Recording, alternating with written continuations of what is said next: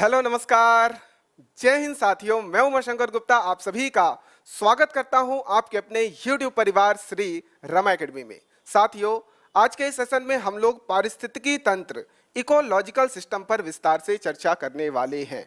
Last session में हम लोगों ने पर्यावरण एनवायरनमेंट पर विस्तार से चर्चा किया था।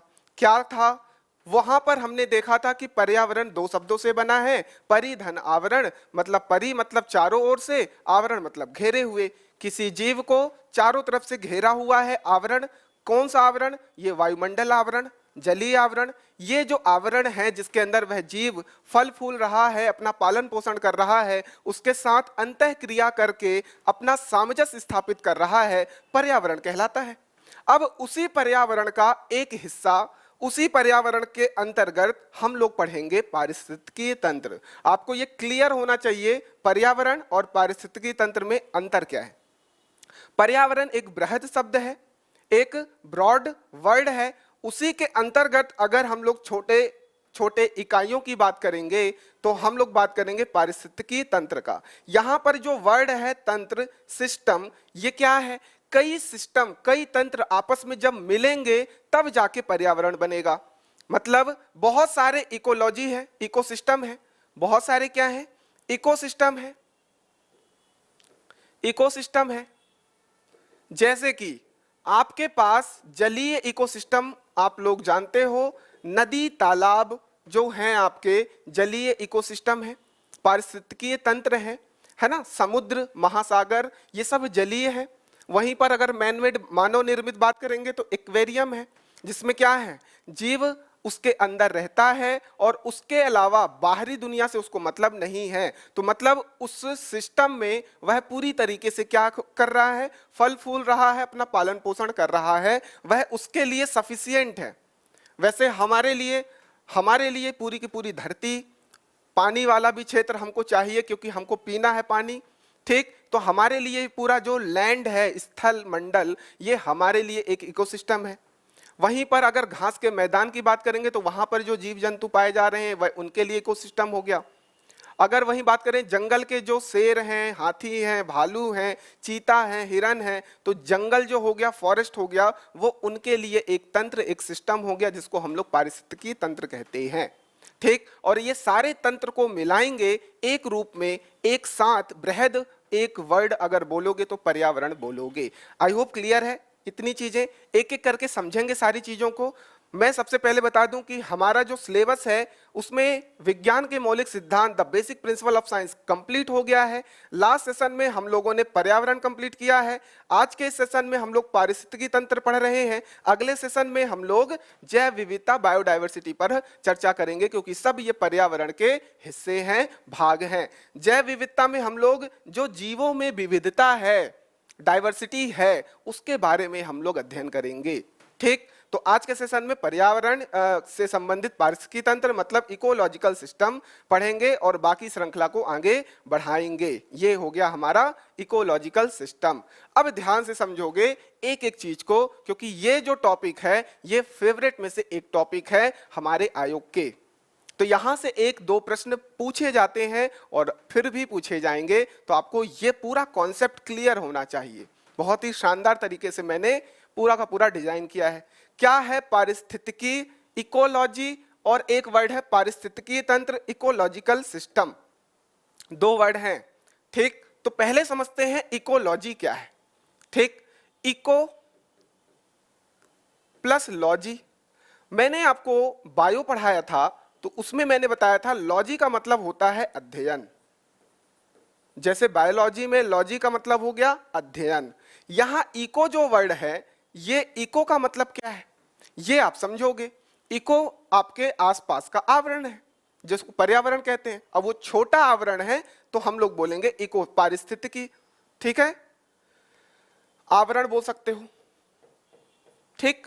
इको एनवायरमेंट से संबंधित है। अब यहां समझोगे, इकोलॉजी जो है जीव विज्ञान की एक शाखा है जिसके अंतर्गत हम लोग जीव समुदाय तथा उनके वातावरण के मध्य, जीव समुदाय तथा उनके वातावरण के मध्य पारस्परिक संबंधों का अध्ययन करते हैं। पारस्परिक संबंधों का अध्ययन करते हैं मतलब यहां पर एक हमारा इकोसिस्टम है, इसके अंतर्गत कोई जीव जंतु होगा, पेड़ पौधे होंगे, उसके साथ ये किस तरीके से वार्तालाप कर रहे हैं, उसके साथ ये किस तरीके से अंतःक्रिया कर रहे हैं, किस तरीके से वहां रहन सहन कर रहे हैं, ये सब कुछ उसके इकोसिस्टम का पार्ट है। उस छोटे से इकोसिस्टम जो है वो चाहे बड़ा हो सकता है, छोटा हो सकता है। अब इस चीज का अध्ययन करना ही इकोलॉजी है। ठीक, इकोसिस्टम या इकोलॉजिकल सिस्टम वो अलग चीज हो गया, और उसी का अध्ययन करना इकोलॉजी है। पारिस्थितिकीय तंत्र को अध्ययन कर रहे हैं तो पारिस्थितिकी आएगा। क्लियर है बात? ठीक, तो ये जीव विज्ञान की एक शाखा हो गई जिसमें जीव जंतुओं का उनके वातावरण के मध्य पारस्परिक संबंध का अध्ययन करना है। बस इतनी बात। अब यहां पर क्वेश्चन क्या आ सकता है कि इसका सर्वप्रथम प्रयोगकर्ता कौन है? किसके? पारिस्थितिकी के। पारिस्थितिकी शब्द का सर्वप्रथम प्रयोग किसने किया, यह पूछा जाता है तो आपका आंसर होगा अर्नेस्ट हैकल। अर्नेस्ट हैकल के द्वारा सर्वप्रथम पारिस्थितिकी इकोलॉजी शब्द का प्रयोग किया गया, और इन्होंने इस शब्द को कहां से ओरिजिनेट किया? तो ओइकोलॉजी शब्द से ओरिजिनेट किया था। ओइकोलॉजी जिसके दो वर्ड में हिस्से कर दो, एक हो गया ओइकोस और एक हो गया लोगोस। ओइकोस का मतलब होता है घर या आवास, जहां पर जीव जंतु रहते हैं, जो उनका पारिस्थितिकी तंत्र है ना, उस आवास को हम लोग क्या करेंगे? अध्ययन करेंगे। इसी को हम लोग बोलेंगे ओइकोलॉजी, और इसी को बोलेंगे हम लोग इकोलॉजी। इकोलॉजी जो है ये इंग्लिश वर्ड है, अंग्रेजी शब्द है। ठीक है, कहां से इजाद हुआ? ओइकोलॉजी से ये शब्द इजाद हुआ, जिसको इकोलॉजी बोलते हैं। ओइको का मतलब घर या आवास, ये पूछा जा सकता है, और लोगोस मतलब लॉजी मतलब अध्ययन। तो घर या आवास का अध्ययन करना ही क्या कहलाता है? इकोलॉजी कहलाता है। अर्नेस्ट हैकल जो वर्ड है इसे आपको याद कर लेना है। ठीक है बात? चलिए आगे बढ़ते हैं। अब बात करते हैं इकोलॉजिकल सिस्टम की। इकोलॉजी मतलब अध्ययन, इकोलॉजी सिस्टम जो जिसके अंतर्गत वो रह रहा है मतलब आवास। आइए देखते हैं पारिस्थितिकी तंत्र।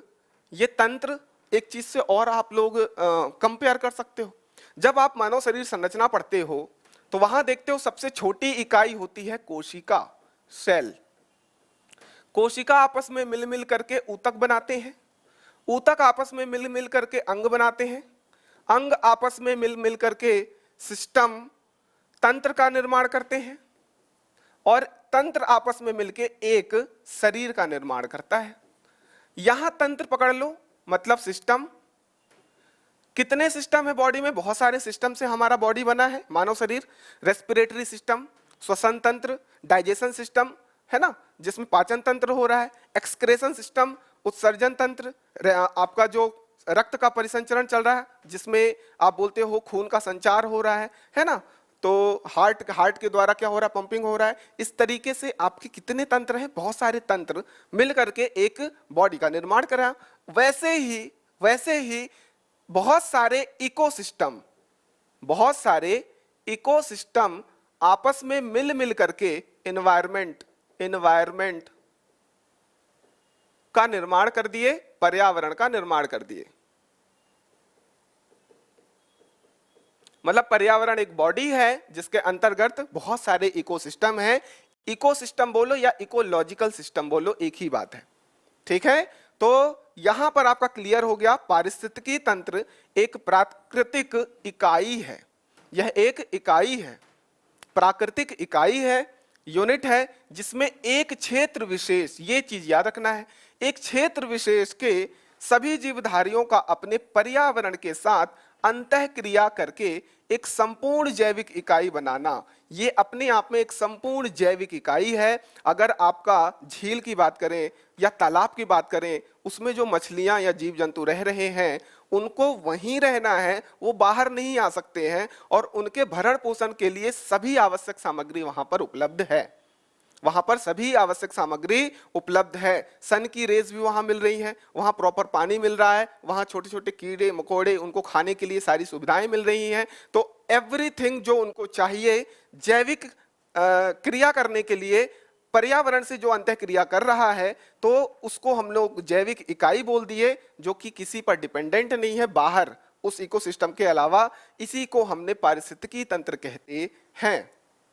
आगे बात समझ में? Ecological system I hope clear है। यहां पर प्रश्न बनेगा, ये प्रकृति का क्रियात्मक इकाई है। क्रियात्मक क्यों है? क्योंकि इसको अपने उस इकाई के अलावा किसी और चीज की जरूरत नहीं है, वहां पर वो सफिशिएंट है अपने आप के भरण पोषण के लिए, पालन पोषण के लिए। ठीक, तो ये एक क्रियात्मक इकाई है जो कि अपने आप में परिपूर्ण है, संपूर्ण है। ठीक, अब एक एग्जाम्पल जो है पृथ्वी। पृथ्वी एक बहुत विशाल पारिस्थितिकी तंत्र का उदाहरण है। यहां पर आप बोलोगे एक विशाल पारिस्थितिकी तंत्र का उदाहरण है। पूरी पृथ्वी एक पारिस्थितिकी तंत्र बोल सकते हो, जिसके अंतर्गत बहुत सारे छोटे छोटे पारिस्थितिकी तंत्र, इकोसिस्टम या इकोलॉजिकल सिस्टम हैं। यहीं पर एक पॉइंट और नोट कर लो, सबसे ज्यादा स्टेबल पारिस्थितिकी तंत्र कौन है पूरे पृथ्वी में? जो अलग अलग पारितंत्र या पारिस्थितिकी तंत्र हैं, उसमें सबसे ज्यादा स्टेबल कौन है? सबसे स्टेबल कौन है? स्टेबल जो है, आप आंसर करना, आपके ऑप्शन में मिलेगा महासागर। जो महासागर हैं वो सबसे ज्यादा स्टेबल इकोसिस्टम है, पारिस्थितिकी तंत्र है। ठीक, स्टेबिलिटी का मतलब होता है वो बहुत लंबे समय तक सरवाइव करेंगे। अगर छोटे छोटे जैसे घास के मैदान हैं, वो हो सकते हैं खराब, है ना। छोटे छोटे जैसे पार्क आपने बना दिया, पार्क में भी क्या कीड़े मकोड़े तो रहते ही हैं, तो वो पार्क एक ना एक दिन कभी खत्म भी हो सकता है। लेकिन महासागर बहुत ज्यादा स्टेबल इकोसिस्टम है, इकोलॉजिकल सिस्टम है, पारिस्थितिकी तंत्र है। क्लियर है बात? तो इसे नोट कर लो, ये हमारा जो पृथ्वी है ये सबसे बड़ा पारितंत्र है, पारिस्थितिकी तंत्र है। इतनी बात नोट कर लो। ये सिर्फ समझाने के लिए था कि आप कंपेयर करके भी समझ सकते हो। ठीक, ये आपके पास एक पारिस्थितिकी तंत्र का बढ़िया सा डायग्राम लेकर के आया हूं। यहां पर आप देखो, कंपेयर कर सकते हो। ये जो पानी वाला क्षेत्र है, ये जलीय जीवों के लिए परिपूर्ण है। यहां पर जीव पर भी डिपेंड करता है कि उसके लिए पारितंत्र, पारिस्थितिकी तंत्र क्या है। अब ये झील के अंदर जितने ये मछली, ये बड़ी मछली, ये छोटे कीड़े मकोड़े, ये प्लांट जो है कमल का पौधा, ये एक परिपूर्ण क्या है? एक पारिस्थितिकी तंत्र है, एक पारिस्थितिकी तंत्र है। ठीक, परंतु वहीं इस भालू के लिए, अन्य ये जानवरों के लिए ये पानी उपयोग में लाया जाता है पीने के लिए। बाकी ये जंगल भी इनके लिए क्या है? रहने के लिए एक आवास है। एक आवास है कि नहीं है? तो आपके लिए, आप इन जीवों के लिए क्या बोलोगे? इनके लिए ये पारितंत्र या पारिस्थितिकी तंत्र ये पूरा है, जिसमें ये जलीय जीव भी आ रहे हैं जिनको ये खा सकते हैं और पानी पी सकते हैं। तो ये पूरा का पूरा पारितंत्र या पारिस्थितिकी तंत्र इन लोगों के लिए है। क्लियर है बात? तो अलग अलग जीवों के लिए पारितंत्र जो है, पारिस्थितिकी तंत्र जो है, इकोसिस्टम जो है, वो अलग अलग डिफाइन हो जाएगा, आकार अलग अलग डिफाइन होता चला जाएगा। तो इसमें कंफ्यूजन मत क्रिएट करना। क्लियर है बात? अब जैसे चील है, ये है ना, ये क्या कर रहा है? ऊपर से देख रहा है जितने जीव जंतु मरेंगे उनको, या फिर उन पे सीधा अटैक करेगा। ठीक, अब बात करते हैं कुछ अदर फैक्ट्स की। पारिस्थितिकी तंत्र की संकल्पना हमने वहां पढ़ा था। पारिस्थितिकी मतलब यहां पर हमने पढ़ा था, जो अध्ययन की बात हो रही है, इकोलॉजी का सर्वप्रथम उपयोग किसने किया? अर्नेस्ट हैकल ने। परंतु पारिस्थितिकी तंत्र की संकल्पना किसने की? तो आंसर करना एजी टॉन्सले। एजी टॉन्सले के द्वारा 1935 में इसकी संकल्पना की गई। किसकी? इकोलॉजिकल सिस्टम की। और इकोलॉजी क्या है? अध्ययन है। इकोलॉजिकल सिस्टम क्या है? समझ में आ गया। इकोलॉजिकल सिस्टम की संकल्पना अगर पूछे तो एजी टॉन्सले आंसर करना। ठीक, पारिस्थितिकी तंत्र जो है ये है एजी टॉन्सले। ठीक है, फोटो आप देख सकते हो। पारिस्थितिकी तंत्र जो है भौतिक तंत्रों का एक विशेष प्रकार है, जिसकी रचना जो है जैविक अजैविक घटकों के मिलने से होती है। क्या क्या? अजैविक घटक और जैविक घटक। जैविक घटक क्या है? जीव जंतु, जीव जंतु, पेड़ पौधे या छोटे छोटे कीड़े मकोड़े या माइक्रोस्कोपिक लेवल के जो कीड़े मकोड़े हैं, बैक्टीरिया, एंजाइम, ये सब भी क्या है? जीव ही तो हैं। तो ये हो गए जीव जंतु, पेड़ पौधे और छोटे छोटे ऑर्गेनिज्म, जिनको हमने बोला जैविक घटक, जिसके अंदर जान होगी। अजैविक घटक क्या क्या? जैसे कि मृदा, पानी, वायु, ये सारे के सारे ऐसे घटक हैं जो कि अजैविक हैं। इनकी भी तो आवश्यकता होती है। सूर्य का प्रकाश, सूर्य प्रकाश, इनकी आवश्यकता होती है कि नहीं होती है? हमारे इकोसिस्टम में इनकी आवश्यकता होती है कि नहीं होती है? बिल्कुल होती है। इनके बिना भी तो हम नहीं रह सकते हैं। तो इनका आपस में सामंजस्य स्थापित होता है, आपस में अंतःक्रिया होती है, और अंतःक्रिया होने पर उस जीव का पालन पोषण, भरण पोषण होता है। इसी को हमने क्या नाम दे दिया? पारिस्थितिकी तंत्र नाम दे दिया। तो ये जैविक अजैविक घटकों को अभी हम लोग एक्सप्लेन करेंगे। अब यहाँ पर परिवर्तन जो है आकार के अनुसार होता है। हर एक जीव का पारिस्थितिकी तंत्र है, ठीक, और अलग अलग पारिस्थितिकी तंत्र, इकोसिस्टम का जो आकार है वह अलग अलग है। कोई छोटा है, कोई बड़ा है, कोई बहुत बड़ा है, कोई बहुत ही ज्यादा बड़ा है, ठीक। तो इस तरीके से आपको याद रखना है। एक बहुत महत्वपूर्ण यहाँ पर लाइन है कि इसकी जो मेन खासियत, विशेषता है कि यह एक खुला तंत्र है। यह कभी भी बंद तंत्र नहीं होगा, क्लोज्ड सिस्टम कभी नहीं होगा, कभी नहीं होगा। यह एक खुला तंत्र है। और यह प्रश्न कई बार पूछा गया है कई एग्जाम में। तो आपको अगर पूछे कि जो हमारा पारिस्थितिकी तंत्र है वह खुला तंत्र है कि बंद तंत्र है, कि खुला और बंद दोनों है, या इनमें से कोई नहीं, तो आपका राइट आंसर क्या होना चाहिए? यह एक खुला तंत्र है, यह एक ओपन सिस्टम है, ठीक। आकार में विभिन्नता हो सकती है, मैंने आपको बता दिया, आकार के अनुसार परिवर्तन होता रहता है। एक्वेरियम जो आप लोग देखते हो, घर में मछली पालते हो, वह सबसे छोटा कृत्रिम पारिस्थितिकी तंत्र है जो कि मानव द्वारा निर्मित है, जिसके अंतर्गत उसको हम लोग दाने वाने खिलाते रहते हैं, कीड़े मकोड़े डाल दो उसमें ताकि मछली उसको खा सके, उसमें कछुआ भी डाल दो, उसमें थोड़े से प्लांट वगैरह भी उगा दो, तो एक छोटा सा क्या बन गया? इकोसिस्टम बन गया। आ रहा बात समझ में? ठीक। तो ये बहुत छोटा है। अब इसकी आकृति और बढ़ा दो तो उसका मछली और ज्यादा दूरी तक रह सकती है ना। कछुआ जिसमें अगर रखे हो तो और ज्यादा दूरी तक वो अपना पारिस्थितिकी तंत्र बना सकता है, ठीक। तो इस तरीके से जो आकार में विभिन्नता है ये हो सकती है पारिस्थितिकी तंत्र में। एजी टॉन्सले नाम याद रखना। वहां अर्नेस्ट हैकल है, यहाँ एजी टॉन्सले है। अर्नेस्ट हैकल ने सबसे पहले इकोलॉजी शब्द का क्या किया था? प्रयोग किया था। और यहाँ पर एजी टॉन्सले ने पारिस्थितिकी तंत्र की संकल्पना की कि पारिस्थितिकी तंत्र होता क्या है। क्लियर है बात? फिर से बोल रहा हूं, अजैविक और जैविक दो घटक हैं, दो घटकों को बनाकर, मतलब दो घटकों के द्वारा इसकी रचना हुई है। रचना जब भी पूछेगा तो दो घटकों से हुई है, मतलब अजैविक घटक और जैविक घटक। अब यहां पर समझोगे पारिस्थितिकी तंत्र के कितने प्रकार हैं।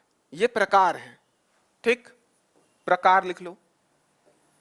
अगर प्रकार की बात करेंगे तो एक हो गया प्राकृतिक, जिसको नेचुरल बोलते हैं, और एक हो गया कृत्रिम, मैनमेड, मानवकृत, मानवीकृत, मैनमेड, ठीक है बात। यहां पर प्राकृतिक जो है, ऑलरेडी प्रकृति ने इकोसिस्टम बना रखा है ना। वो कौन कौन से हैं? वो दो तरीके के हैं। एक हो गया स्थलीय, स्थल मंडल वाले, और एक हो गया जलीय, जल मंडल वाले। जितने भी इकोसिस्टम है, इकोलॉजिकल सिस्टम है, उनके एग्जाम्पल यहां पर आपको याद रखना है, आपको कभी कंफ्यूजन नहीं होगा। स्थलीय अगर बात करेंगे तो स्थल में ही तो वन आते हैं। तो एक इकोसिस्टम ये हो गया। मैं इकोसिस्टम बोलूं या इकोलॉजिकल सिस्टम बोलूं, बात एक ही है, ठीक।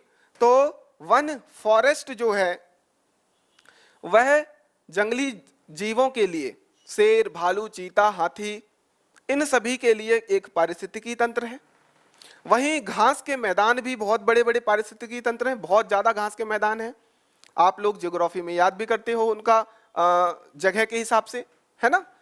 उसके बाद मरुस्थल भी एक बहुत बड़ा पारिस्थितिकी तंत्र है। तो इस तरीके से इस तरीके से स्थलीय जो पारिस्थितिकी तंत्र के उदाहरण हो गए, फॉरेस्ट वन हो गया, घास के मैदान हो गए, मरुस्थल हो गया। ठीक, अब यहीं पर जलीय अगर पारिस्थितिकी तंत्र की बात करेंगे तो कौन कौन से जलीय में आएंगे? अब जल दो तरीके से हो सकता है, एक तो प्योर वाटर वाला जल होगा और एक होगा सॉल्टी वाटर, लवणीय अलवणीय जल की बात करेंगे। तो जल को भी हमने दो भागों में विभाजित कर दिया। अलवणीय जल मतलब जिसमें लवण नहीं है, सॉल्ट नहीं है, और ये हो गया लवणीय जल मतलब सॉल्टी वाटर। ठीक, सॉल्टी वाटर, और ये हो गया मतलब प्योर वाटर। प्योर वाटर तालाब, झील, झरना, नदी भी यहां लिख सकते हो, बहता हुआ नदी। ठीक, तो ये सारे एग्जाम्पल हो गए अलवणीय जल के। एक इकोसिस्टम हो गया तालाब जिसके अंतर्गत जीव जंतु रह रहे हैं, एक हो गया झील, एक झरना, एक नदी। क्लियर है बात? अब लवणीय बात करते हैं जिसमें सॉल्ट होता है, तो महासागरों में सॉल्ट होता है, समुद्र में होता है, लवण वाला झील भी होता है। कुछ ऐसे एग्जाम्पल्स हैं, ऐसे झील हैं जो सॉल्टी वाटर रखे हुए हैं अपने आप में। और हो गया समुद्र या फिर महासागर भी इसमें ऐड कर लो, महासागर। ठीक, तो ये हो गई बात किसकी? नेचुरल, जो ऑलरेडी नेचर ने प्रोवाइड कर रखे हैं। अब मैन मेड मतलब हम लोगों ने कुछ इकोसिस्टम बना रखा है। कौन कौन से हैं? एक हो गया कृषि में उपयोग करते हैं हम लोग, खेत खलिहान बनाते हैं। हम लोग क्या करते हैं, धान और चावल गेहूं जो होते हैं ना, उनको बोते हैं। तो क्या होता है, एक बहुत बड़े लैंड में हमने क्या किया, फार्मिंग की, कृषि किया हमने। तो उसमें क्या होगा, उसमें पौधे अगर उग रहे हैं तो अन्य जीव उस पर डिपेंडेंसी आएगी, अन्य जीवों पर, अन्य जीवों की, कीड़े मकोड़े जन्म लेंगे वहां पर, तरह तरह के जीव जंतु वहां पर रहने, आवास बनाने का कोशिश करेंगे। तो वो एक क्या हो गया, एक पारितंत्र, पारिस्थितिकी तंत्र हो गया, तो जो कि मैनमेड है, हमारे द्वारा निर्मित है, मानव निर्मित है। उसी तरीके से मछली घर, जो एक्वेरियम की बात कर रहा हूं मैं, एक्वेरियम की जो मैं बात कर रहा था वो मछली घर हो गया। उसके बाद अंतरिक्ष यान। अंतरिक्ष यान आपने देखा होगा कि अंतरिक्ष यान ऐसे बनाए जाते हैं कि बाहर की जो दुनिया है, मतलब स्पेस में जब अंतरिक्ष यान जाते हैं तो वो बाहर की दुनिया से पूरी तरीके से कटे होते हैं, उसी के अंदर रहते हैं। उसी में हमने ऑक्सीजन, जो जो गैसें हमको आवश्यक होती है उसी के अंदर डाल देते हैं, उसमें वो उड़ते हुए दिखाई देते हैं। जो जो एक मानव को आवश्यकता है जिन जिन चीजों की, वो सब कुछ उसमें अवेलेबल करा दिया जाता है ताकि वो थोड़े लंबे समय तक सर्वाइव कर सके। तो वो भी मानव निर्मित है अंतरिक्ष यान। अगर हम बिना अंतरिक्ष यान के बाहर गए तो हम लोग स्वाहा हो जाएंगे, है ना, प्रेशर कम ज्यादा होने की वजह से हो सकता है हम ही ब्लास्ट हो जाएं। ठीक, तो बहुत सारी चीजें होती हैं, बाहर कोई दबाव प्रेशर तो है नहीं, यहाँ पर एक वायुमंडलीय दबाव लगता है हमारे ऊपर, ठीक है, वो जरूरी है हमारे शरीर के लिए। ठीक, तो हो गया हमारा अंतरिक्ष यान। ये पूरा का पूरा आपको समझ में आ गया क्या, कि हमारा जो पारिस्थितिकी तंत्र है उसके दो प्रकार हैं, एक है प्राकृतिक और एक है कृत्रिम मानव निर्मित। उनको भी हमने फर्दर आगे डिवाइड किया, स्थलीय, जलीय, और यहां पर हमने कृत्रिम के एग्जाम्पल दे दिए। नोट कर लोगे, ये एग्जाम्पल जो मैंने बताए ये आपके छोटे छोटे क्या हैं, छोटे छोटे पानी रुके हुए हैं, है ना, तालाब टाइप के। ये आपका मैनमेड हो गया, आपने एक्वेरियम बना दिया, एक बर्तन लिया, उसके अंदर थोड़े से पेड़ पौधे लगा दिए, मछलियों को रख दिया, उनको दाने डाल रहे हो, बढ़िया एक छोटा सा पारिस्थितिकी तंत्र बन गया। तो ये हो गया हमारा कृत्रिम, आपका हो गया मैनमेड। ठीक, कृत्रिम, और ये नेचुरल है। ये देखो, ये क्या है, ये पार्क है जो हम लोग खेलने कूदने के लिए बनाते हैं। तो उसमें क्या है, पौधे वगैरह भी हम लोग उगा देते हैं और ताकि वहां पर लोग दौड़ सकें, है ना, वॉकिंग कर सके, बैठ सके, उनको ऑक्सीजन मिल सके, अच्छा वहां पौधे भी लगाते हैं खेलने के लिए हम लोग, ये तरह तरह के टुनटुने भी लगा देते हैं। ठीक, तो यहाँ पर जो ये छोटा सा हमने एक पारितंत्र बनाया है, यह भी तो कृत्रिम ही है, मानव द्वारा निर्मित है ना। क्लियर है बात? अब यहां पर देखो, ये हो गया रेगिस्तान, डेजर्ट। यहां पर भी कुछ ऐसे पौधे, कैक्टस वगैरह पाए जाते हैं, और यहाँ पर कुछ जीव जंतु भी पाए जाते हैं जो रेगिस्तान में सरवाइव कर जाते हैं। तो ये इनके लिए पारितंत्र हो गया, पारिस्थितिकी तंत्र हो गया। क्लियर हो गया पूरा का पूरा ये वाला टॉपिक, इकोसिस्टम समझ में आया। इकोलॉजी अध्ययन है, इकोसिस्टम क्या है, ये पार्ट्स हैं, जहां पर एनवायरनमेंट के पार्ट्स हैं, जहां पर जीव जंतु रहते हैं, सामंजस्य स्थापित करते हैं अंतःक्रिया के द्वारा और अपना भरण पोषण पालन पोषण करते हैं। ये और एग्जांपल समझो, ये आपका एक्वेरियम देख रहे हो, ये महासागरों में आप देखे होगे प्रवाल भित्ति वगैरह होती है, ये वो वाले हैं, ऑस्ट्रेलिया का ग्रेट बैरियर रीफ वगैरह है, उसकी तस्वीरें हैं। ठीक, ये एग्रीकल्चर किया जा रहा है। ठीक, और ये आपका छोटा सा एक्वेरियम है जिसमें मछली वगैरह आप लोग रख सकते हो और उसको क्या कर सकते हो, इनको पालन पोषण कर सकते हो। अब बात करते हैं पारिस्थितिकी तंत्र के घटक। जो मैं बात कर रहा था, 2 घटक से पूरे पारिस्थितिकी तंत्र का निर्माण हुआ है। 2 घटक हैं। क्या? पारिस्थितिकी तंत्र के घटक। पहला घटक है जैविक घटक, ये इंपॉर्टेंट है, यहां से कहीं गोलमोल घुमा के प्रश्न पूछा गया है, पूछा जा सकता है। और एक है अजैविक घटक। अजैविक घटक क्लियर देख लेते हैं, जिसमें जान ना हो, अजैविक हो, जैसे कि अकार्बनिक तत्व, कार्बनिक तत्व और जलवायु। जलवायु जैसे मृदा है ना, वायु, पानी, ये सारी चीजें। ठीक, और अकार्बनिक, कार्बनिक, इस तरीके से इसको आपने अलग कर दिया। पढ़ते हैं हम लोग जैविक घटक को। जैविक घटक में सबसे इंपॉर्टेंट क्या है? उत्पादक। इसको हम लोग क्या बोलते हैं? प्रोड्यूसर। उत्पादक क्या है? पेड़ पौधे हैं, पेड़ पौधे, छोटे छोटे प्लांट्स, कुछ भी है, जो लोग प्रकाश संश्लेषण के द्वारा, किसके द्वारा? प्रकाश संश्लेषण के द्वारा अपना भोजन का निर्माण करते हैं, वो उत्पादक कहलाते हैं, प्रोड्यूसर कहलाते हैं। सन की उपस्थिति, सनरेज का उपयोग करके, है ना, जमीन से खनिज लवण पानी के माध्यम से पानी को अवशोषित करते हैं, खनिज लवण लेते हैं, वायुमंडल के कार्बन डाइऑक्साइड को अवशोषित करते हैं और अपना भोजन का निर्माण करते हैं। इसी प्रक्रिया को हम लोग प्रकाश संश्लेषण, फोटोसिंथेसिस प्रोसेस भी कहते हैं, जिसके अंतर्गत क्या हो रहा है, ये जो पेड़ पौधे हैं ये अपना खाना खुद बनाते हैं और उपयोग करते हैं। ये हो गया उत्पादक। अब इन उत्पादक को खाएगा कौन? उपभोक्ता। उपभोक्ता मतलब जो इन पर डिपेंड कर रहा है। अब ये उपभोक्ता भी क्या है? 3 तरीके के हैं। एक तो प्राइमरी उपभोक्ता, द्वितीयक उपभोक्ता और तृतीयक उपभोक्ता। तो प्राथमिक उपभोक्ता क्या है? जो कि पूरी तरीके से उत्पादक पर डिपेंड है, जैसे कि हिरन, बकरी, ये सब क्या है? ये सब प्राथमिक उपभोक्ता है।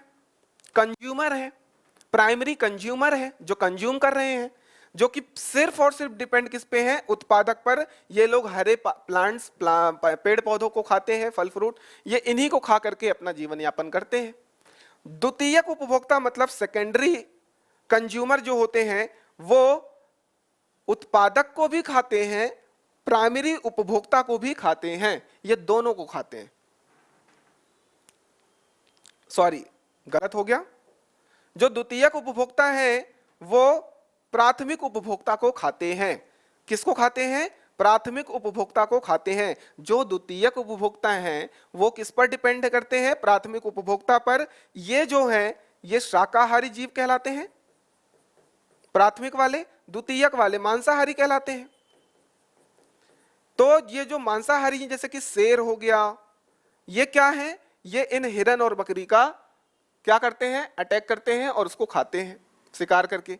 तो द्वितीयक उपभोक्ता मांसाहारी हो गया, प्राथमिक उपभोक्ता शाकाहारी हो गया।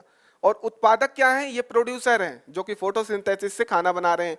यहां कोई भी उपभोक्ता जो है अपना खाना स्वयं नहीं बना रहा है, अपना खाना स्वयं नहीं बना रहा है। ये सब कोई डिपेंडेंट है किसी दूसरे जीव पर। ठीक। तृतीयक उपभोक्ता जो होते हैं इसको सर्वाहारी कहते हैं। सर्वाहारी जो कि द्वितीयक उपभोक्ता को भी खा सकते हैं, प्राथमिक उपभोक्ता को भी खा सकते हैं और उत्पादक को भी खा सकते हैं, ये सब कुछ खा सकते हैं। ठीक। तो इस तरीके से उपभोक्ता को हमने 3 कैटेगरी में डिवाइड कर दिया, प्राथमिक उपभोक्ता, द्वितीयक उपभोक्ता, तृतीयक उपभोक्ता। प्राथमिक उपभोक्ता शाकाहारी है, द्वितीयक उपभोक्ता मांसाहारी है, तृतीयक उपभोक्ता सर्वाहारी है। ये हो गए हमारे उपभोक्ता मतलब कंज्यूमर। कंज्यूमर। उसके बाद अब पेड़ पौधे और उपभोक्ता मरते हैं तो सड़ने लगता है उनकी बॉडी, और उसको कौन सड़ाता है और उसको पूरी तरीके से अपघटित करता है, तो उसका नाम होता है अपघटनकर्ता। क्या? अपघटनकर्ता। इस तरीके से आपके क्या है, जैविक घटक हैं। ये भी जैविक ही है ना, जिंदा होते हैं। बैक्टीरिया हो गया, जीवाणु, है ना, कवक, इसके अंतर्गत क्या आता है, जीवाणु, कवक इत्यादि। तो इस तरीके से ये पूरा आपको घटक समझ में आ गया पारिस्थितिकी तंत्र का। इसको ध्यान रखना है। थोड़ा सा हम लोग आगे बढ़ते हैं, नोट कर लोगे। जो जैविक घटक हैं, यहां पर ये जैविक अजैविक, ये जैविक घटक भी दो पार्ट में डिवाइड कर सकते हो अलग अलग। इनको पूरा के पूरे उत्पादक, उपभोक्ता, अपघटनकर्ता को दो हिस्सों में डिवाइड कर सकते हो। एक तो स्वपोषी, और एक होते हैं परपोषी। स्वपोषी वो होते हैं, सीधी बात है, जो प्रकाश संश्लेषण करते हैं। सीधा बात है, जो प्रकाश संश्लेषण कर सकते हैं और अपना खाना स्वयं बनाते हैं। परपोषी प्रकाश संश्लेषण नहीं कर सकते हैं। ये प्लांट्स पर, ये दूसरे जीवों पर आश्रित होते हैं, ये परपोषी कहलाते हैं। तो उपभोक्ता और अपघटनकर्ता ये पूरा का पूरा परपोषी है, और उत्पादक जो है ये है स्वपोषी। इस तरीके से भी नोट कर सकते हो। तो ये चीज आप नोट कर लोगे कि पारिस्थितिकी तंत्र के अंतर्गत जो जैविक घटक हैं उनको दो प्रमुख भागों में विभाजित किया गया है। एक तो स्वपोषित संगठक और हो गया परपोषी संगठक। इनको नोट कर लोगे। ये चीज मैंने बता दिया। जो प्रकाश संश्लेषण करते हैं वो स्वपोषी ऑटोट्रॉपिक कहलाएंगे, और जो प्रकाश संश्लेषण नहीं करते हैं वो हेट्रोट्रॉपिक परपोषित संगठन कहलाएंगे। ये जो होते हैं बेसिकली उपभोक्ता होते हैं, और ये जो होते हैं ये बेसिकली प्रोड्यूसर, उत्पादक होते हैं। ये चीजें आपको ध्यान रखनी है पारिस्थितिकी तंत्र में। आगे बढ़ते हैं इकोलॉजिकल सिस्टम में। आगे अगर हम बढ़ें तो यहां पर हमको पढ़ना है खाद्य श्रृंखला। क्या? Food chain. खाद्य श्रृंखला बहुत महत्वपूर्ण है। यहां पर हमको समझना है कि एक चेन बन रही है। चेन क्या होता है?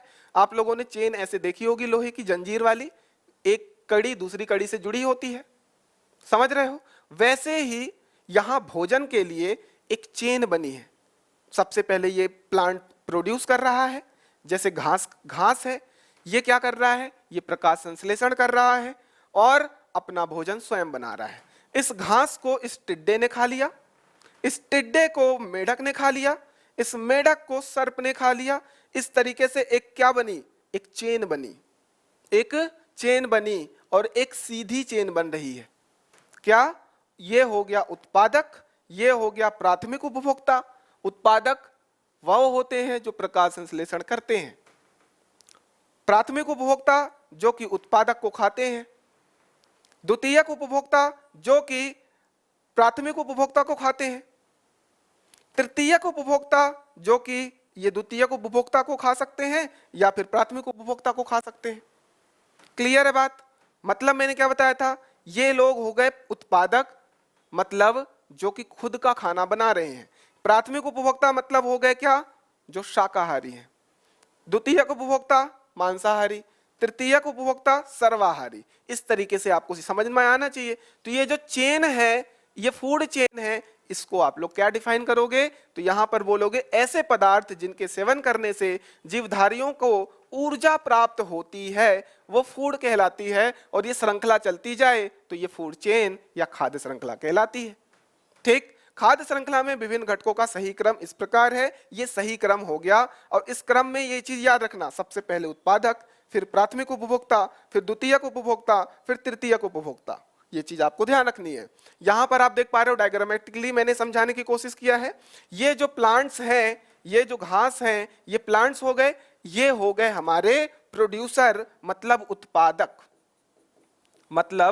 उत्पादक, जो अपना खाना स्वयं बना रहे हैं प्रकाश संश्लेषण के माध्यम से। ठीक? उत्पादक हमेशा प्रकाश संश्लेषण के माध्यम से अपना खाना बनाएंगे। बाकी ऊपर के ये सब उपभोक्ता हैं, सब उपभोक्ता है जो कि प्रकाश संश्लेषण नहीं कर सकते हैं। ये वर्ड मैं बार बार बोल रहा हूं ताकि आपको याद हो जाए, और इसी तरीके से आपको क्या है, स्टेटमेंट के द्वारा क्वेश्चन पूछा जाएगा। यहां पर ये सारे उपभोक्ता हैं, ये वाले जो हैं ये प्राथमिक उपभोक्ता हो गया। प्राथमिक उपभोक्ता ध्यान से समझोगे, जिसको हमने क्या नाम दिया है, शाकाहारी। शाकाहारी जीव। प्राथमिक उपभोक्ता के बाद आएगा द्वितीयक उपभोक्ता, जिसको हमने बोला है मांसाहारी, और उसके बाद आएगा तृतीयक उपभोक्ता।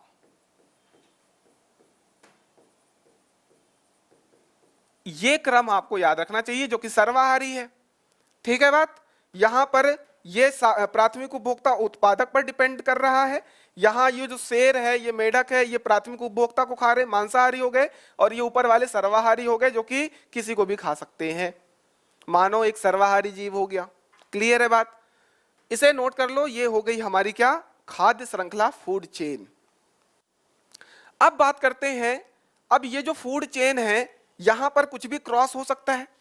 अब शेर सिर्फ हिरण को तो खाएगा नहीं, या फिर स्नेक जो है सिर्फ मेढक को तो खाएगा नहीं, तो यहां पे क्रॉस हो करके एक वेब का निर्माण होता है। जाल, मकड़ी का जाल देखे हो, एक दूसरे से सब जुड़े होते हैं।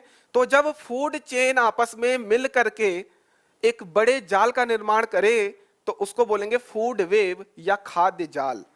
खाद्य जाल। खाद्य जाल कैसा होगा, कुछ इस तरीके से दिखाई दे रहा है।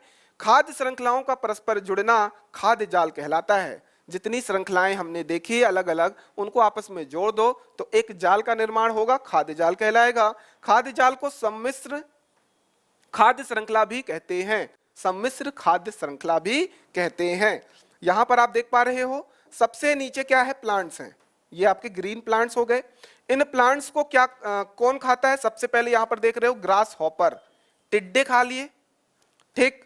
और यहां देख रहे हो रैबिट, ये अलग चेन चल रही है और इधर अलग चेन चल रही है, और यहां पर ये अलग चेन चल रही है।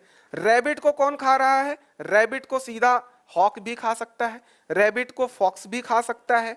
क्लियर है बात। यहां से चलो, ये ग्रॉस हॉपर है, टिड्डे को फ्रॉक खा लिया, मेढक खा लिया, टिड्डे को बर्ड भी खा सकता है, और इन दोनों को स्नेक खाएगा।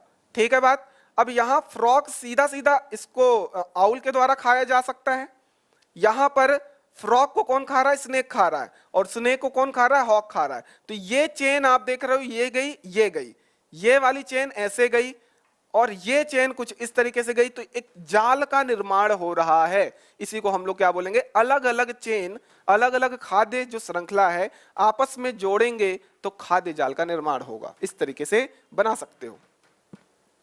यहां पर क्लियर आपको दिख रहा है, एक श्रृंखला जब होगी तो ये खाद्य श्रृंखला है, ये आपका खाद्य श्रृंखला है, ये आपका खाद्य श्रृंखला है, परंतु ये क्या है, ये हो गया फूड वेब, मतलब खाद्य जाल।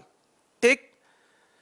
ये ट्री पर डिपेंड है, हिरन, हिरन को खा रहा है शेर, एक हो गई फूड चेन।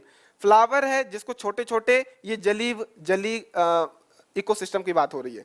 यहां पर क्या हो रहा है, छोटी छोटी मछलियां खा रही हैं, छोटी मछलियों को बड़ी मछलियां खा रही हैं, और उनको ये बड़े बड़े पक्षी आकर के खा ले रहे हैं। ये चेन बन गया। इस तरीके से ये चेन। तो आपको ये चीज समझ में आ गया, फूड चेन और फूड वेब में डिफरेंस क्या है। अब बात करते हैं क्या, पारिस्थितिकी तंत्र में ऊर्जा का प्रवाह। ऊर्जा का प्रवाह कैसे हो रहा है, ये चीज समझना बहुत जरूरी है। यहां से प्रश्न तो बनते ही हैं। ठीक। क्या है ऊर्जा का प्रवाह। सबसे इंपॉर्टेंट वर्ड एक दिशीय है, मतलब एक दिशा में फूड हमारा ऊर्जा का प्रवाह होगा, एक दिशा में, उल्टी दिशा में नहीं होगा। मतलब कभी ऐसा नहीं होगा कि हमने ऊर्जा जो है, हमने प्लांट से हिरन में गया तो हिरन से प्लांट में चला जाए।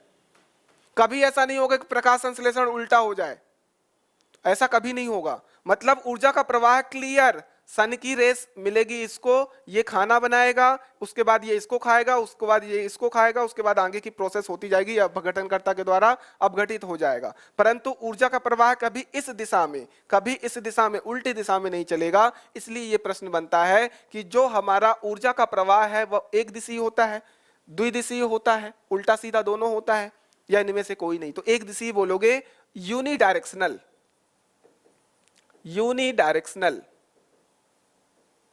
ठीक। अब यहां पर मैंने ये जो पिरामिड बनाया है, तो ये पिरामिड बहुत इंपॉर्टेंट है, क्योंकि आपको पूछा जाएगा कि जो हमारा, और एमपीपीएससी में पूछा भी जा चुका है, ऊर्जा का प्रवाह जो पिरामिड बनता है वह कैसा बनता है? सीधा बनता है, सदैव सीधा बनता है, सदैव, या उल्टा बनता है, या दोनों बनता है, या इनमें से कोई नहीं? तो आपका राइट आंसर होगा सदैव सीधा बनता है ऊर्जा का प्रवाह। ठीक, अभी मैं आपको इसमें एक और क्वेश्चन बताऊंगा कि यहां भार के आधार पर जो पिरामिड बनेगा वो कैसा बनेगा। यहां जो पिरामिड बन रहा है ये ऊर्जा के प्रवाह के आधार पर है। पिरामिड क्या होते हैं? पिरामिड कुछ 3D आकार, ट्रायंगल नहीं होते हैं, ये कुछ 3D कुछ इस तरीके के होते हैं, ठीक, चारों तरफ से। अब यहां पिरामिड का मतलब क्या है? ऊपर छोटा, नीचे बहुत बड़ा विशाल क्षेत्र। यहां पर बात कर रहा है कि उत्पादक, सबसे पहले उत्पादक आएंगे जिनके पास जो ऊर्जा है वो सबसे अधिक होगी। ये चीज आपको समझना है, ऊर्जा जो है वो सबसे अधिक होगी। उसके बाद जितनी ऊर्जा इन उत्पादक के पास है उसका 10%, कितना? 10% ऊर्जा प्राथमिक उपभोक्ता के पास जाएगा। ये लिंडमैन का ऊर्जा का प्रवाह का नियम है, अभी देखेंगे, याद कर लो, 10% ऊर्जा प्रवाह का नियम। अब इस प्राथमिक उपभोक्ता को कौन खाएगा? द्वितीयक उपभोक्ता। अब इसके पास जितनी ऊर्जा आई उसका 10% आगे बढ़ेगा। फिर द्वितीयक उपभोक्ता को कौन खाएगा? तृतीयक उपभोक्ता। इसके पास जितनी ऊर्जा आई उसका सिर्फ 10% आगे बढ़ेगा। तो ये 10% का ऊर्जा प्रवाह का नियम है जो कि किसके द्वारा दिया गया था? लिंडमैन के द्वारा दिया गया था। ये चीज आपको याद रखना है। यहां पर क्लियरली मैंने बताया है ऊर्जा सबसे अधिक होगा किसके पास? उत्पादक के पास, मतलब प्रथम पोषी के पास, मतलब जितने भी जीव, पेड़ पौधे हैं, ग्रीन प्लांट्स हैं जो कि फोटोसिंथेसिस, प्रकाश संश्लेषण की क्रियाविधि करते हैं। उसके बाद ये जो प्राथमिक उपभोक्ता हो गया शाकाहारी, उसके ऊपर मांसाहारी, उसके ऊपर सर्वोच्च मांसाहारी। तो आप देख पा रहे हो ऊर्जा सबसे ज्यादा किसके पास है? तो प्रथम पोषी के पास। इस तरीके से भी देख सकते हो प्लांट्स जो होते हैं काफी लंबे समय तक जीवित रहते हैं, 100 साल, 150 साल। मनुष्य क्या इतना जीवित रह पाते हैं? नहीं रह पाते। ठीक, अगर शाकाहारी हो तो आपकी जो जीवन आयु है वह लंबी होगी। पूरा इसीलिए बोला जाता है शाकाहारी जीवन व्यतीत करो। शाकाहारी जितने जीव जंतु हैं उनकी जो आयु है, उनकी ऊर्जा बहुत ज्यादा होती है, ठीक, और मांसाहारी की ऊर्जा उससे कम, और सर्वोच्च मांसाहारी जो हैं, जो सब खा रहे हैं, उनके पास ऊर्जा उससे भी कम होगी। ये ऊर्जा प्रवाह का नियम होगा। और ये पिरामिड जो हो गया इसी चीज को शो कर रहा है कि ऊर्जा सबसे कम है, उससे ज्यादा, उससे ज्यादा और सबसे ज्यादा। ये पिरामिड शो करता है। अब ऊर्जा प्रवाह को हम लोग थोड़ा सा डिफाइन कर लेते हैं, जो कि हमने समझा है एक रूप से दूसरे रूप में परिवर्तन का कारण है और ऊर्जा का ह्रास होता है। ऊर्जा का ह्रास हो रहा है मतलब 10% ऊर्जा आगे वाले जीव जंतुओं पर पहुंच रही है। ठीक, कितना? 10% ऊर्जा। यहां पर कुछ नोट मैंने लिखा है, इसको आप समझ लीजिए, ये प्रश्न सीधे बनेंगे। पारिस्थितिकीय निकाय में ऊर्जा का प्राथमिक स्रोत कौन है? तो पारिस्थितिकीय निकाय, कोई भी पारिस्थितिकीय निकाय हो तो ऊर्जा का मेन सोर्स होगा सौर ऊर्जा। मतलब जो सन की एनर्जी है वो सबसे पहली स्रोत है, पहला सोर्स है। पहला सोर्स कौन है?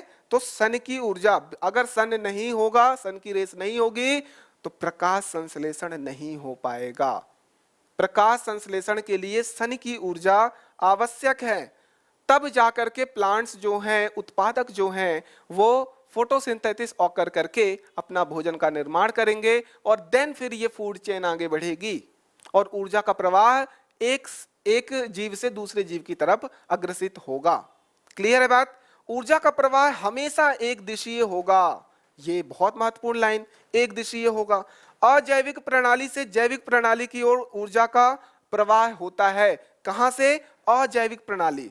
जैविक प्रणाली क्या था? जिसमें पेड़ पौधे जीव जंतु हैं वो जैविक हैं, और अजैविक क्या है? सन की रेस, जो सन ऊर्जा है ना, सूर्य की ऊर्जा। वायु हो गया, गैसें हो गई, प्लांट्स क्या बोलते हैं, मिट्टी हो गई, जल हो गया, ये सब अजैविक हैं। इन्हीं अजैविक प्रणाली से जैविक प्रणाली की ओर ऊर्जा का प्रवाह हो रहा है। तो ये प्रश्न भी पूछा गया है। ये 3 अलग अलग स्टेटमेंट जो नोट में दिया हूं, इसे नोट कर लो, प्रॉपरली आप समझ जाओगे। ये चीज आपको क्लियर समझ में आ गया, ऊर्जा का प्रवाह जो मैंने पीछे अभी समझा दिया।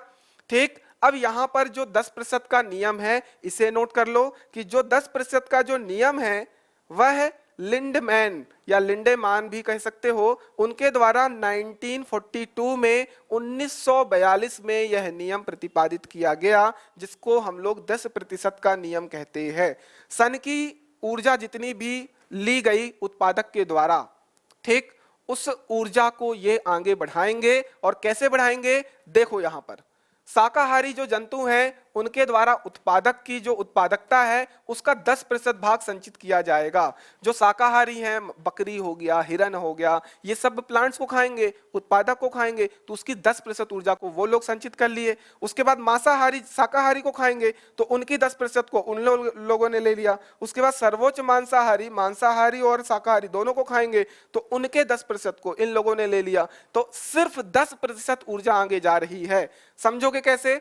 मान लेते हैं शाकाहारी के पास 1000 जूल, किलो जूल, 1000 जूल ऊर्जा है। ये उत्पादक के पास इतनी ऊर्जा आ गई। अब इस उत्पादक मतलब पेड़ पौधे, इस पेड़ पौधों को कौन खाया? तो प्राथमिक उपभोक्ता।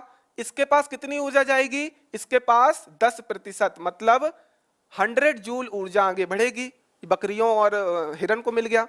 उसके बाद इसका 10% कितना हुआ? 10 जूल, ये मांसाहारियों को मिल गया। उसके बाद इसका 10%, 1 जूल, ये सर्वोच्च मांसाहारी के पास पहुंच गया। इस तरीके से 10-10% कम होते चले जा रहे हैं, है ना। उस ऊर्जा का 10% आगे गया, उस ऊर्जा का 10% आगे गया। इस तरीके से ऊर्जा का प्रवाह हो रहा है और इसी को हम लोग लिंडमैन का नियम, 10% का नियम भी कहते हैं। नोट कर लो। पारिस्थितिकी तंत्र में उपस्थित जीवों का भार के आधार पर पिरामिड, भार के आधार पर पिरामिड हम लोग बना रहे हैं। इसे भी आप लोग समझोगे कैसे। हमने ऊर्जा का पिरामिड हमने देख लिया। ऊर्जा का पिरामिड सदैव सीधा बनता है, ये चीज नोट कर लो। ऊर्जा का पिरामिड चाहे कोई भी पारिस्थितिकी तंत्र हो हमेशा सीधा बनेगा और सीधा पिरामिड ये होता है, ठीक। परंतु भार के आधार पर अगर ऊर्जा का भार के आधार पर अगर पिरामिड बनाए, भार मतलब क्या समझोगे। एक पेड़ है, पेड़ का भार ज्यादा होगा कि पेड़ पे बैठे पक्षियों का भार ज्यादा होगा? तो ऑब्वियस सी बात है पेड़ का भार ज्यादा होगा। तो पेड़ का भार ज्यादा है तो देखो ज्यादा एरिया ले लिया। उसके बाद उस पर डिपेंड कौन कर रहा? पक्षी। तो पक्षी का भार पेड़ से कम हो गया। बहुत सारे पक्षी बैठे हैं मान लो, सबका भार एक साथ ले लो। उसके बाद इन पक्षियों के ऊपर कुछ ना कुछ परजीवी होंगे, जैसे जुआ वगैरह हो गया, उनके शरीर में रहने वाले जो परजीवी होते हैं उनका जो भार होगा इन पक्षियों से बहुत कम होगा। और उस पर भी क्या होते हैं? अति परजीवी होते हैं जिनका भार और कम होगा। तो यहां पर क्या हुआ? स्थलीय पारिस्थितिकी तंत्र जब भी देखोगे, स्थल मंडल पर जितने भी इकोसिस्टम हैं, पारिस्थितिकी तंत्र हैं, उनका पिरामिड सदैव सीधा बनेगा, उनका पिरामिड सदैव सीधा बनेगा। परंतु भार के आधार पर अगर हम जलीय पारिस्थितिकी तंत्र की बात करेंगे तो पिरामिड उल्टा बनेगा। पिरामिड उल्टा बनेगा। कैसे? सबसे कम होते हैं प्लैंटक, क्या बोलते हैं? प्लैंटक्स, ठीक। मतलब क्या होते हैं? जो हमारे महासागर हैं या जलीय पौधे हो गए, उनका जो भार है वो बहुत कम होता है, ठीक। उसके ऊपर क्या है? क्रस्टेशियन है, उनका भार इससे थोड़ा ज्यादा हो गया। अब इन क्रस्टेशियन को कौन खाएगा? छोटी मछलियां खाएंगी। छोटी मछलियों को एक साथ ले लो, उनका जो भार है इन प्लैंटस से और क्रस्टेशियन से ज्यादा होगा। अब इन छोटी मछलियों को बड़ी मछलियां खाएंगी तो इनका भार सबसे ज्यादा होगा। तो ये भार के आधार पर पिरामिड कैसा बना? तो ये भार के आधार पर पिरामिड उल्टा बना। तो आप जब भी बात करोगे जलीय पारिस्थितिकी तंत्र की, भार के आधार पर जो पिरामिड बनेगा सदैव उल्टा बनेगा। स्थलीय पिरामिड, अगर स्थलीय पारिस्थितिकी तंत्र की बात करेंगे तो जो पिरामिड बनेगा वो सदैव सीधा बनेगा। इसको आप लोग नोट कर लीजिए। और ऊर्जा प्रवाह कभी भी कोई भी पूछे तो ऊर्जा प्रवाह का जो पिरामिड है वो सदैव सीधा बनेगा, चाहे जलीय हो चाहे स्थलीय हो। इतना आपको क्लियर हो गई विषय, ठीक। अब कुछ इंपॉर्टेंट फैक्ट्स बच रहे हैं एक्स्ट्रा, इसको फटाफट देखते हैं और हम लोग क्लास को वाइंड अप करते हैं। क्या है बात? अब बात करते हैं पारिस्थितिकी पदछाप, इकोलॉजिकल फुटप्रिंट। क्या होता है इकोलॉजिकल फुटप्रिंट? ठीक, तो समझिएगा पारिस्थितिकी घटक कौन से हो गए? दो घटक, एक जैविक और एक हो गया अजैविक। बार बार बता रहा हूं, बिल्कुल रट जानी चाहिए आज के बाद, इसमें कोई डाउट नहीं होना चाहिए। पारिस्थितिकी घटकों की वह आवश्यक मात्रा जो मनुष्य को उसकी जीवन शैली को सुचारू रूप से चलाने के लिए आवश्यक हो, वो कहलाता है पारिस्थितिकी पदछाप।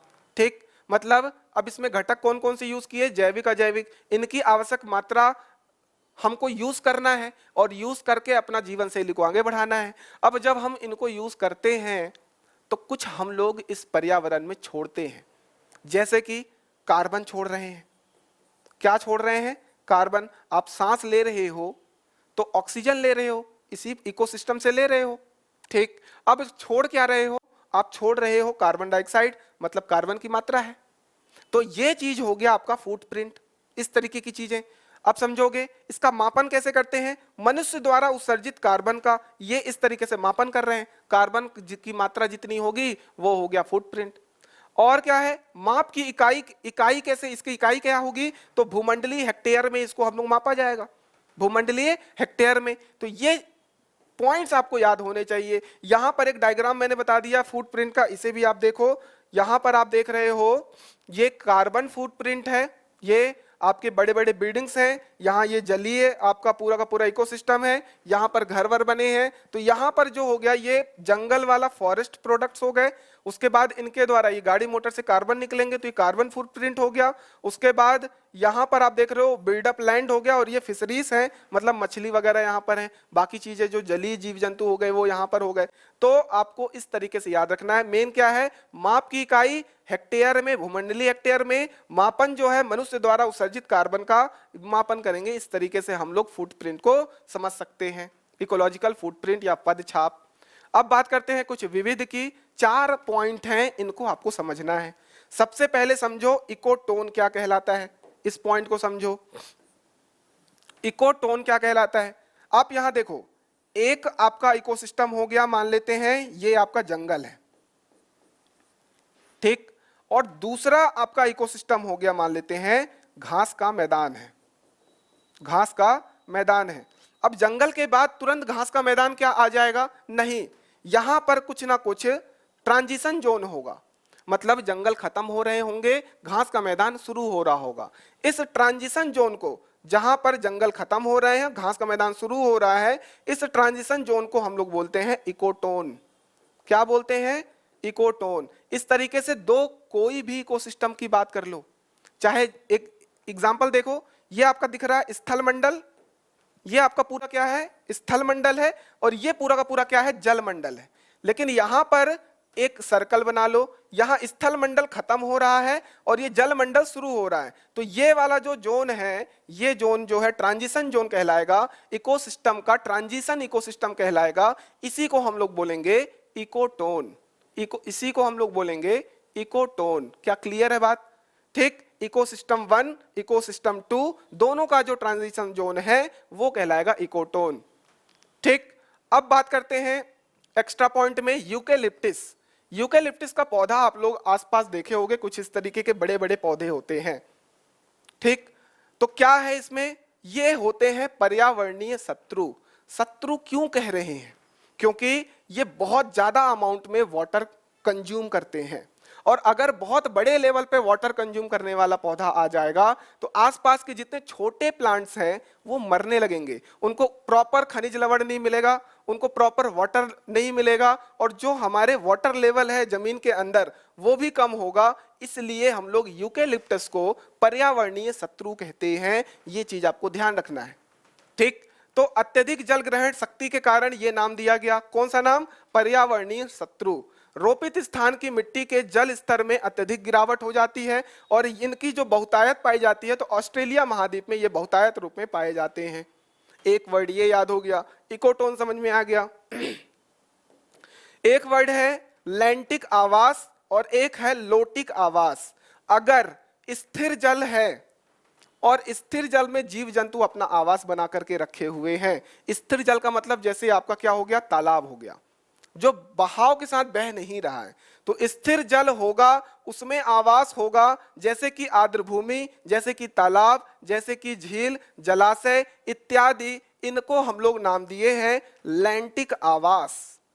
और अगर बहता हुआ पानी है, बहते हुए पानी में मछली वगैरह है, केचुए हैं, आपके कछुआ है, उसको बोलेंगे लोटिक आवास, लैंटिक लोटिक। क्या? बहते हुए जल का आवास जैसे कि नदी, उसको बोलेंगे लोटिक आवास। तो ये वर्ड्स क्लियर होने चाहिए, आपको प्रश्न पूछे जा सकते हैं, ठीक, नोट कर लोगे। अब यहां पर पारिस्थितिकी तंत्र को बचाने के लिए कुछ आंदोलन हुए हैं, उन आंदोलन को थोड़ा समझ लो, कहां कहां हुआ वो भी देख लो। जैसे कि चिपको आंदोलन। चिपको आंदोलन क्या है? तो पेड़ों की कटाई को रोकने के लिए किया गया एक महत्वपूर्ण आंदोलन है। इसमें विशेषता क्या थी कि महिलाएं जो थी वृक्षों को क्या कर लेती थी, लपेट के खड़ी हो जाती थी कि आप इसे काट नहीं सकते हो। अब हमारा क्या हो रहा है, विकास हो रहा है, कंस्ट्रक्शन तेजी से हो रहा है, कहीं बड़े बड़े हाईवे ब्रिज बनाने हैं, तो जो धड़ल्ले से कटाई हो रही है उनको रोकने के लिए ये चिपको आंदोलन चलाया गया था। इसे आपको समझना है, जो कि पारिस्थितिकी आंदोलन का एक हिस्सा है। इसके अलावा एक आंदोलन चला, एपिको आंदोलन। एपिको आंदोलन जो है ये प्रारंभ किया गया था कर्नाटका में, ये चीज याद रखो। दक्षिण भारत का पर्यावरण संरक्षण से संबंधित आंदोलन है, इतनी बात याद रखना है। इसके अलावा नर्मदा बचाओ आंदोलन चला। नर्मदा नदी जो हमारी प्रमुख नदी है हमारे मध्य प्रदेश की, है ना, जीवन नदी भी बोल सकते हो। नर्मदा नदी के ऊपर बनाई जा रही बहुउद्देशीय बांध परियोजना, आप देख पा रहे हो, बहुत बड़े बड़े बांध हम लोग परियोजना बना रहे हैं, जिसका बढ़ चढ़ करके नर्मदा आंदोलन जो बचाने वाले लोग हैं उनका क्या कर रहे हैं, विरोध कर रहे हैं। क्यों कर रहे हैं? क्योंकि अगर इसी तरीके से हम लोग बांध वगैरह बनाएंगे, विकास को तेजी से अगर गति प्रदान करेंगे, तो इसका कुछ ना कुछ नुकसान भी हो रहा है। नुकसान क्या हो रहा है? बहुउद्देशीय परियोजना बनाई जाती है बहुत सारे आपके फायदे के लिए, परंतु इसका कहीं ना कहीं नुकसान होता है, मतलब पर्यावरण का क्षरण होता है, पर्यावरण को नुकसान पहुंचता है। तो इस पर्यावरण को नुकसान ना पहुंचे इसलिए नर्मदा बचाओ आंदोलन चलाया गया था, ठीक, जो कि मध्य प्रदेश में चलाया गया था। इसके अलावा लास्ट जो है हमारा आंदोलन, साइलेंट वैली बचाओ आंदोलन, ये केरला में प्रारंभ किया गया। साइलेंट वैली बहुत बड़ा जैव विविधता वाला क्षेत्र है, यहाँ तरह तरह के बहुत अधिक मात्रा में जीव जंतु पाए जाते हैं, इसलिए इसको बचाना बहुत जरूरी था। तो यहाँ पर इसको बचाने के लिए केरल में क्या किया गया, एक आंदोलन चलाया गया जिसको साइलेंट वैली बचाओ आंदोलन कहते हैं। कुंती पुक्षा नदी पर बनने वाले डैम योजना को रद्द करवाना इसका प्रमुख पार्ट था, प्रमुख बात थी। तो इतनी सारी बातें हमने पढ़ ली पारिस्थितिकी तंत्र, इकोलॉजिकल सिस्टम में। आशा करता हूं कि आपको पूरा का पूरा सेशन समझ में आया होगा, मजा आया होगा। आप सबसे पहले पर्यावरण वाला टॉपिक अच्छे से पढ़ो। मैंने फिर से बताया पर्यावरण का ही हिस्सा हमारा पारिस्थितिकी तंत्र है, तब आप इसे अच्छे से समझ सकते हो। देन अगले सेशन में हम लोग बायोडाइवर्सिटी, जैव विविधता को भी समझेंगे, और जो भी महत्वपूर्ण वहां से प्रश्न बनने की संभावना हो सकती है उसे भी हम लोग देख लेंगे। तो आप लोग हमारे ऐप को डाउनलोड कर लो फटाफट, या स्कैन कर लो, जहां पर आपको पीडीएफ मिल जाएगी, है ना। पीडीएफ मांगते रहते हो तो पीडीएफ मांगो तो आपको पीडीएफ ही मिलेगा, ठीक। बाकी के यहाँ पर आपको थोड़े बहुत देख सकते हो कि जितने भी प्रीवियस ईयर के पेपर्स हैं यहाँ पर कुछ अपलोड कर दिए गए हैं, उन्हें भी आप फ्री ऑफ कॉस्ट लगा सकते हो। टेस्ट सीरीज फ्री में लगा सकते हो। हमारे टेलीग्राम से जुड़ जाओ ताकि आपको करंट अफेयर से रूबरू किया जा सके, और बाकी के सोशल मीडिया से भी जुड़ जाओ। तो नेक्स्ट सेशन में मिलते हैं, बायोडाइवर्सिटी पढ़ेंगे, जैव विविधता देखेंगे। तब तक अपना स्वास्थ्य बनाए रखिए और मस्त रहिए, जबरदस्त रहिए। धन्यवाद।